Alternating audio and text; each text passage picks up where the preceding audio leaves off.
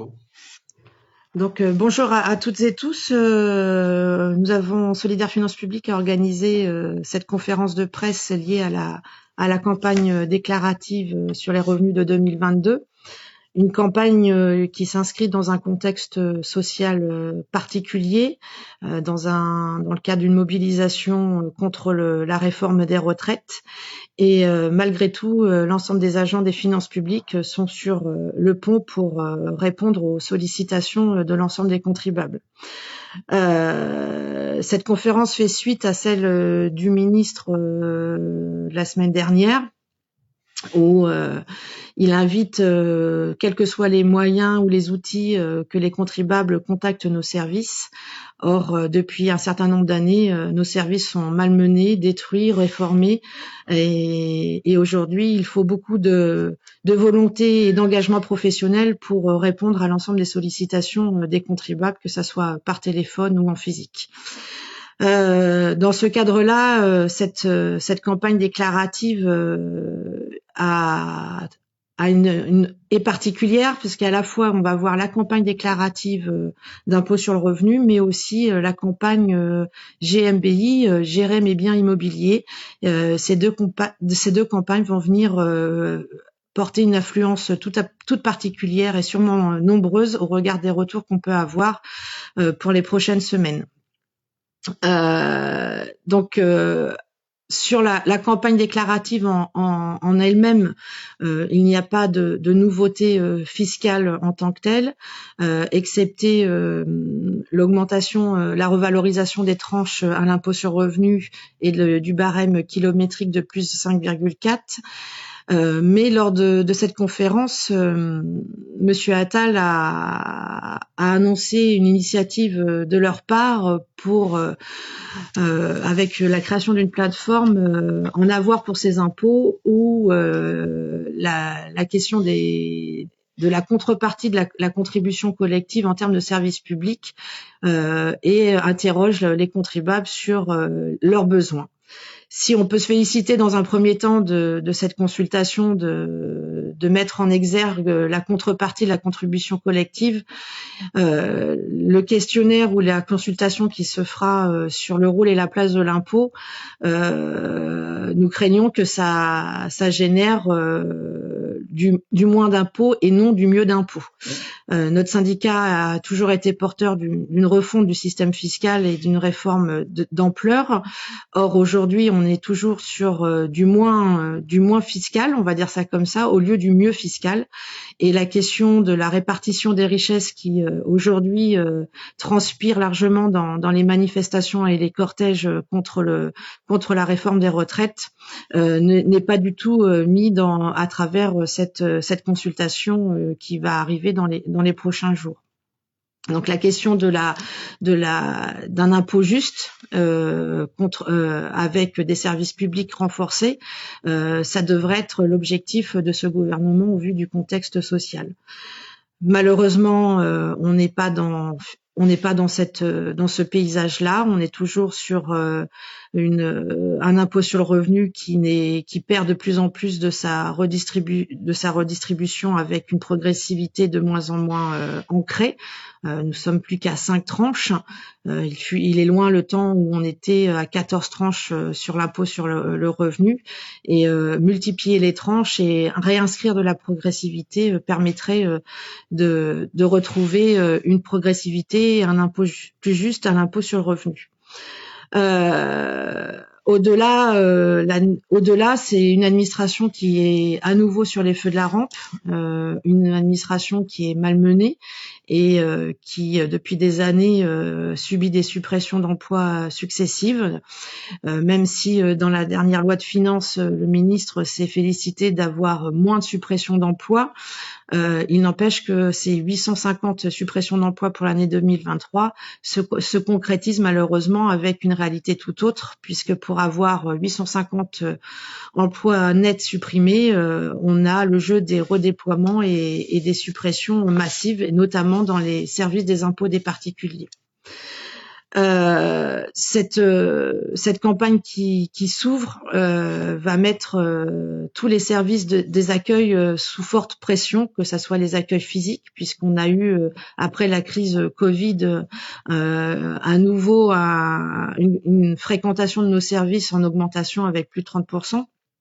Mais aussi tous les autres services d'accueil, que ça soit le téléphone avec les centres de contact ou les mails que peuvent envoyer les contribuables. Si ces outils peuvent être appréciés par une large partie des contribuables, ils ne répondent pas à la nécessité d'avoir un service de proximité. Et les réponses aujourd'hui qui sont apportées via les maisons de France Service ou les établissements France Service ne sont pas suffisants au regard des besoins des contribuables. Je vais laisser mon camarade Damien sur la partie, le deuxième volet de la campagne, qui est la campagne Gérer mes biens immobiliers, qui suscite beaucoup de sollicitations. Parce que donc la Direction générale de la finance publique a effectivement eu la riche idée de doubler la campagne d'impôt sur le revenu avec une obligation déclarative d'occupation des locaux à faire désormais sur le portail GMBI, et ce qui n'est pas sans susciter quelques complications, et on va les évoquer maintenant. Alors que le directeur général et le ministre Gabriel Attal se sont félicités des outils de dématérialisation, notamment de GMBI, et donc avec le développement des obligations télédéclaratives, nous à Solidaire Finance Publique, on ne peut que nuancer très fortement cet enthousiasme. En préambule, il ne s'agit pas du tout de remettre en cause à la fois les compétences, à la fois l'implication de l'ensemble des personnels de la direction qui ont eu pour mission de développer et de déployer les outils, parce que le calendrier contraint leur a été imposé, et ils obéissent à une commande politique qui n'est maintenant pas sans susciter quelques problèmes dans les services. Alors force est de constater que le déploiement de GMBI a un impact très prononcé sur les personnels, mais également sur les usagères et usagers. En pleine campagne hier, on le disait, alors que l'obligation de déclaration d'occupation des locaux court jusqu'au 30 juin, l'ensemble des services fonciers, donc à la fois services des impôts des particuliers, mais également les centres des impôts fonciers, et y compris les centres de contact, sont très fortement sollicités, à la fois en termes de contacts dématérialisés comme e-contact, mail sur les BALF, mais également appels téléphoniques, sur la question des locaux et des obligations télédéclaratives des contribuables.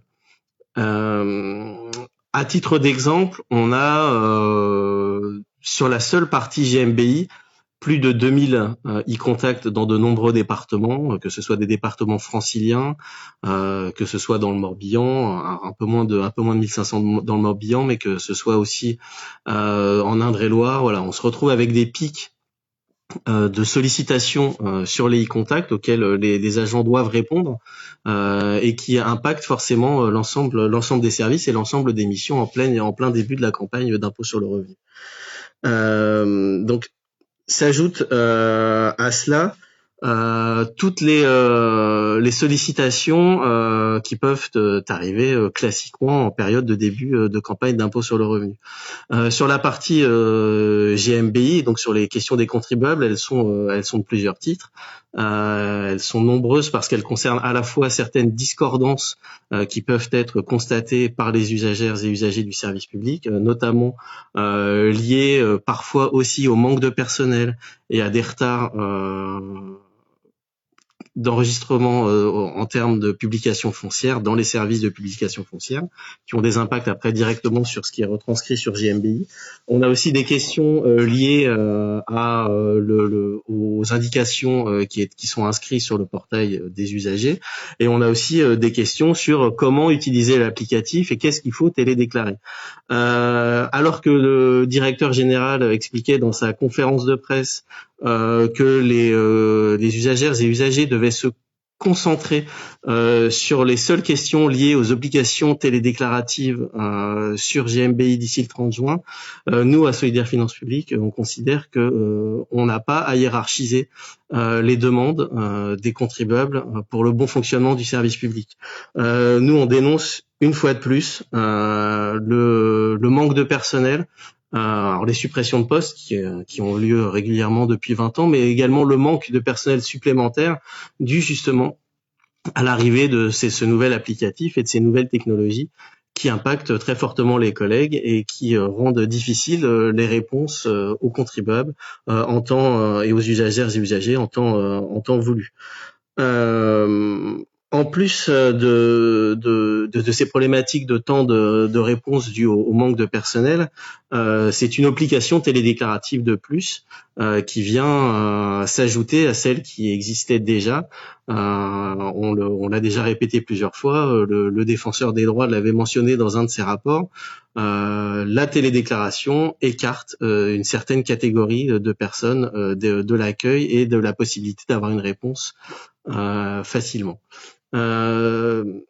Pour la partie spécifique sur les liées aux biens immobiliers, ça rajoute aussi des difficultés liées aux personnes, par exemple étrangères, qui pourraient disposer d'un bien immobilier, qui n'ont pas forcément de compte sur impôts.gouv. Donc ça rajoute, tous ces éléments ajoutés les uns aux autres rajoutent des complications à la fois pour les usagers du service public, mais aussi pour les personnels. La possible absence de télédéclaration ou l'oubli ou le retard entraînera des contentieux qu'il faudra traiter ensuite parce que seront repris à l'identique les éléments qui étaient connus de l'administration en 2022. L'arrivée de GMBI, elle s'opère en plus dans un contexte pour les missions foncières, dans un contexte global de restructuration des missions, une restructuration de plus qui impacte lourdement la proximité du service public avec dans beaucoup de départements des missions foncières qui sont transférées des centres des services des impôts des particuliers vers les centres des impôts fonciers avec des réductions de personnel, des concentrations de personnel. Ça arrive aussi au moment où il y a de nombreuses mutations technologiques au sein des services. On pense notamment à la mise en place du foncier et à la généralisation du foncier innovant, donc la détection automatique des bâtiments et des piscines, qui aussi impactent très lourdement les services et qui réduisent davantage ce qu'on peut attendre d'un service public. Et ça arrive aussi également avec le transfert de la taxe d'urbanisme qui est effectif pour les permis de construire déposés depuis le 1er septembre 2022. Donc là, on se retrouve avec une masse de propriétaires, à peu près 30 millions, qui doivent télédéclarer environ 50 millions de locaux H d'ici le 30 juin et nécessairement au vu du peu de du nombre de personnel très insuffisant, on se retrouve déjà avec beaucoup trop de sollicitations et des temps de réponse qui sont de plus en plus importants et qui ne sont pas en mesure de malgré l'implication des collègues et heureusement que les collègues sont très impliqués pour réaliser leur mission, on se retrouve avec de plus en plus de difficultés et on dénonce ça très fortement. Voilà pour la partie foncière qui vient en surplus des difficultés déjà constatées dans le cadre de la campagne d'impôt sur le revenu qui commence donc aujourd'hui.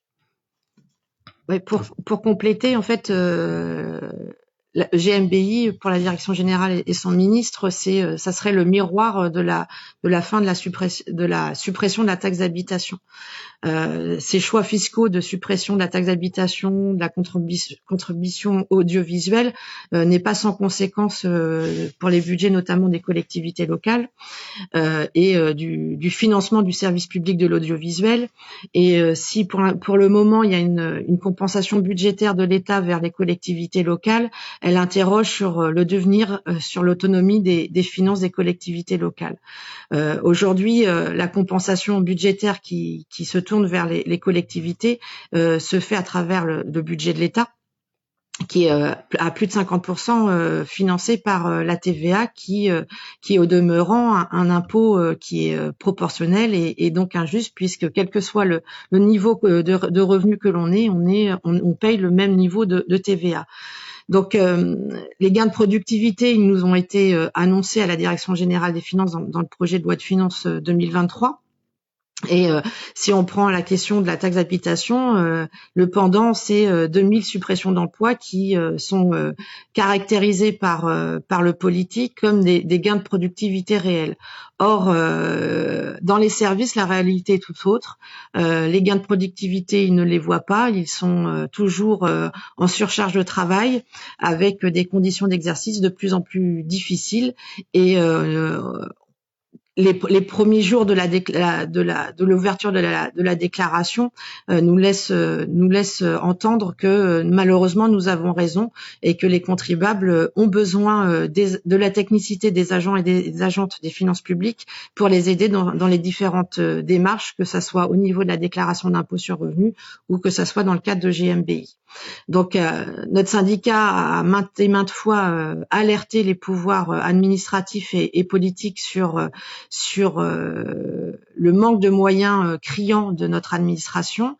Nous ne sommes toujours pas entendus et on ne sait pas jusqu'où l'administration et surtout les personnels vont tenir.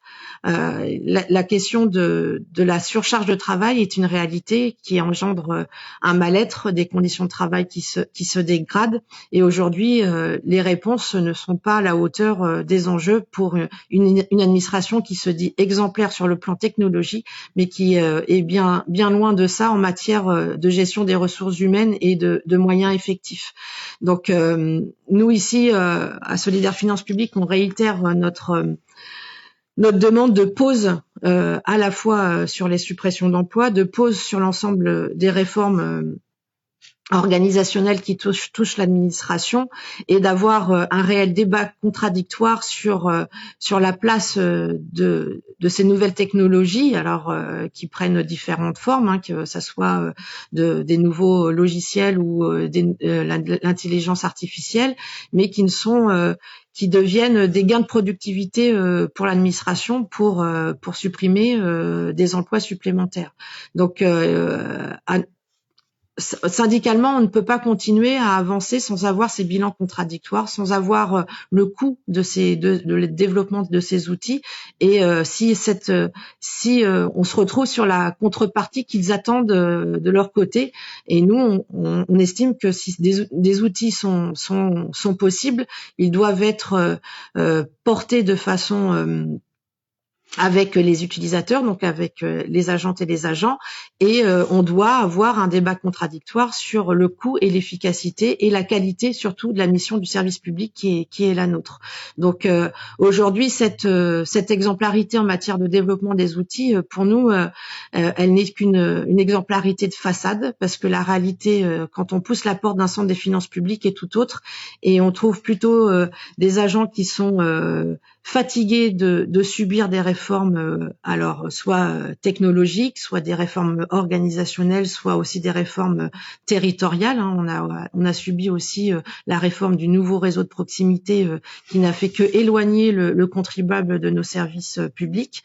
Et la parole politique portée par le ministre en disant que n'hésitez pas à venir dans nos services, quels que soient vos outils, n'est pas du tout appréciée par nos collègues, et on s'en fait les porte-parole aujourd'hui à travers cette conférence de presse. Pour revenir aussi sur l'impact que tout ça va avoir sur les collectivités locales, notamment sur la mise à jour du plan, la mise à jour des bases pour l'établissement de la fiscalité locale, puisque la taxe foncière reste, même s'il n'existe plus la taxe d'habitation sur les résidences principales. La Direction générale donc des finances publiques mise beaucoup et communique surtout beaucoup sur le développement et la généralisation du foncier innovant. On voulait juste aussi profiter de cet espace et de la conférence de presse pour rappeler que les gains potentiels, donc si la DGFiP parle, en tout cas pendant la conférence de presse, parlait entre 40 et 50 millions de rentrées fiscales supplémentaires.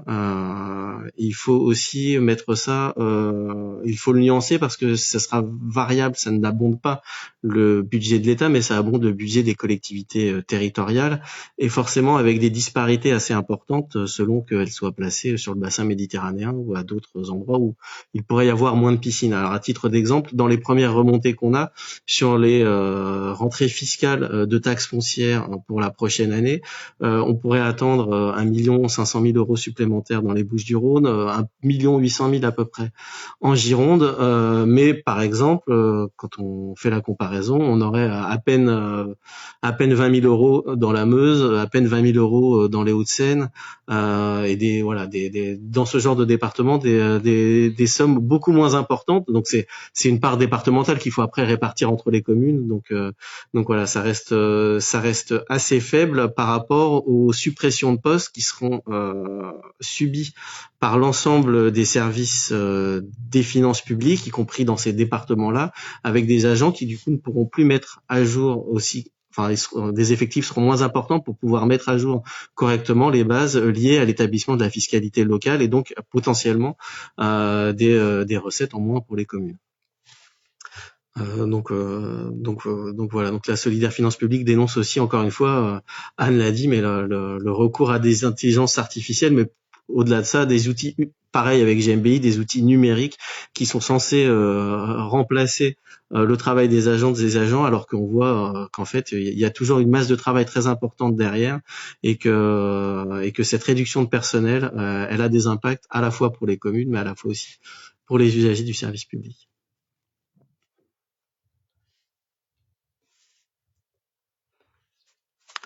On va vous remercier du coup.